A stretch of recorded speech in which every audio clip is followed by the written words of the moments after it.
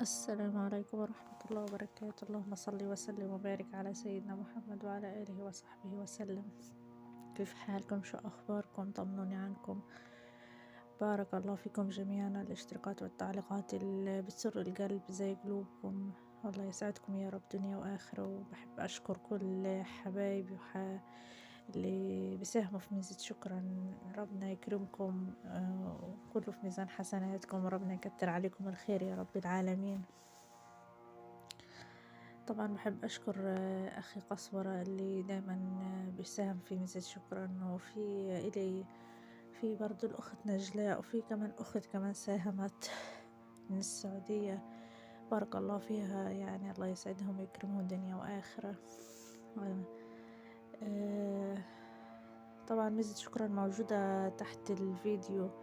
اللي بحب يساهم يا جماعة ويساعدنا في تحقيق الربح من القناة. طبعا انتوا عارفين انه انا حتى الان ما استلمتش البين كود، وكل الارباح موجودة في الرصيد ومش قادرة اسحب ولا حاجة. ان شاء الله حد يعني اذا عنده معلومات كيف اتوصل للبين كود بسبب هذه الظروف مش عارف والله. فبستنى اي قناة معي تفعلت ووصلت لهذه النقطة، هل وقفت او حصلت عليها مش عارف.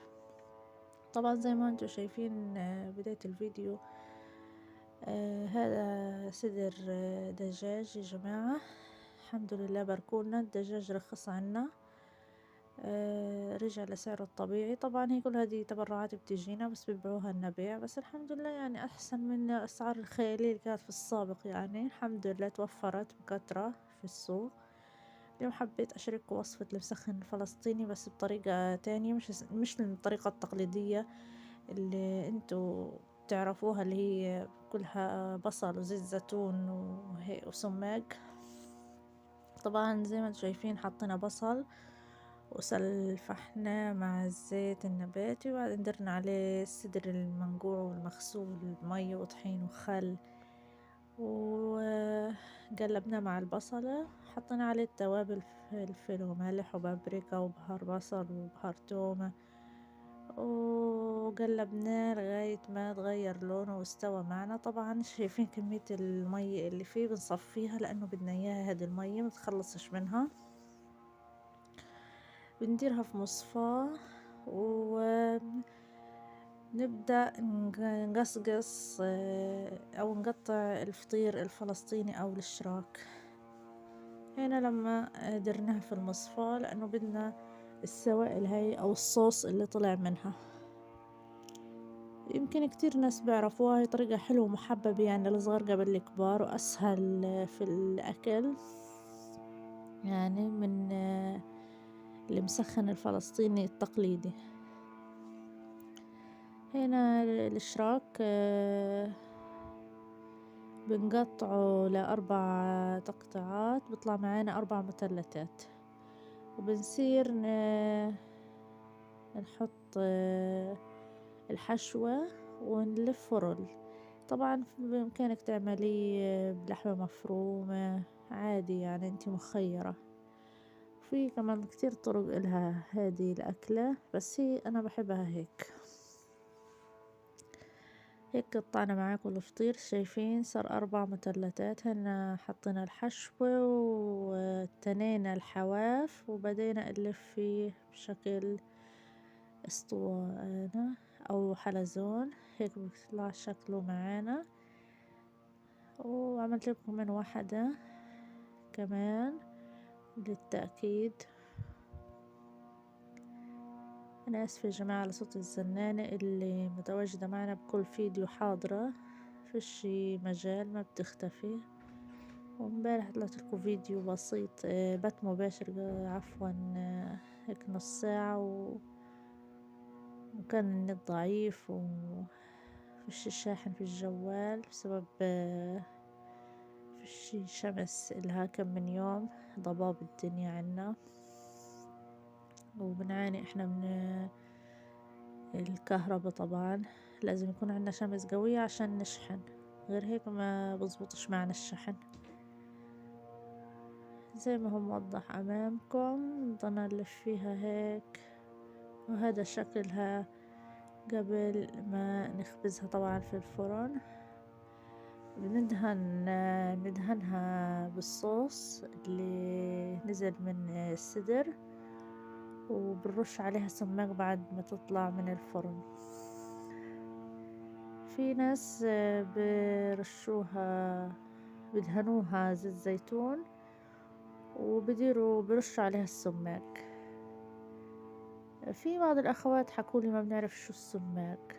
السماق نوع من البهارات، لونه موف أو بنفسجي. أكيد دحين بتشوفوه في الفيديو معي. طبعا هذه الأكلة كنا فترة كتير محرومين منها، والحمد لله بعد ما رخصت الأسعار استطعنا إنه نجيبها ونعملها. وطبعا في بعض المواد التموينية زي السكر والسيرج برضو هذه رخصت أسعارهم الحمد لله. هاي الصورة قبل الخبز في الفرن. هذه السمبوسة كانت عنا قررنا نسخنها عنا من قبل بيوم. هذا الصوص اللي ضل دهنا فيه الرولات وحمرناها في الفرن. عطول بتحمر يا جماعة، ما بياخد وقت، ثواني وبتغير لون لأنه كله مستوي. ونطلعه من الفرن وبنرش عليه رشة سماق.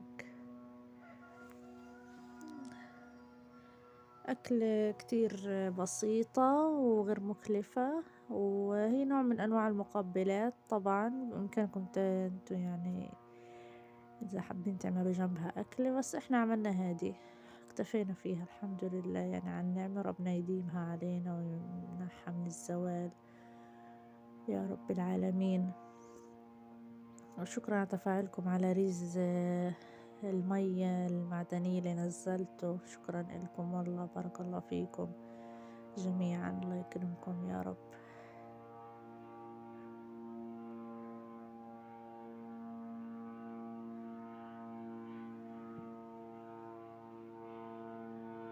ضلت تدهن في الصوص على كل الرولات، وبعد هيك دخلتها الفرن وخبزتها. وحب أوريكم الشكل النهائي لإلها، ويا رب تنال إعجابكم. ما تنسوني من اللايك والاشتراكات والتعليقات الحلوة، وبارك الله فيكم جميعا، والله يكرمكم دنيا وآخرة، وانتم كلكم تاج على الراس، والله يسعدكم يا رب. هذا شكلها النهائي بعد ما دخلت الفرن. هيك حمرناها، بإمكانكم تحمروها بزيادة عادي، انتم مخيرين. وبارك الله فيكم جميعا، ومع السلامة.